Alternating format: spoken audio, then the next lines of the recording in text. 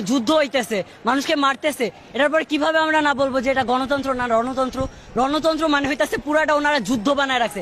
সেই যুদ্ধ এবার আমরা দেখাই দেবো যুদ্ধ কাকে বলে। স্টুডেন্টের গায়ে হাত দেওয়া, 5-6 জন স্টুডেন্ট মারা, এসব মেয়েরা কি পাইছে? এবার তার থেকেও বেশি জিনিস আমি দেখাবো। আমরা কি নয়তো শান্ত থাকতে মাঠে নামছি? প্রথমে শান্ত ছিলাম, শান্ত থাকতে দেয়নি। এবার আমরা বোঝাবো যে গণতন্ত্র আর রণতন্ত্র এই দুটোর মধ্যে পার্থক্য কি আর কোনটা আমরা কোনটা বাকি পুলিশ। আমার কিচ্ছু হবে না। 3বার আমার চোখের নিচে দাগ দেখছেন, আমার চোখের নিচে লাল হয়ে আছে, আমার শরীর গা ঝলসায় আছে, আমার সামনে ওই ব্লাস্ট করছে, ওগুলা ব্লাস্ট করার পর আমি তিনবার ভাইয়েরা সাক্ষী, 3বার আমি সেন্সলেস হয়ে পড়ে গেছি, তারপর আবার উঠে আসি, আমাকে খাওয়ায় আবার উঠাইছে, কারণ আমি পাওয়ার আছে আমার বাবা মা কেউ জানে না।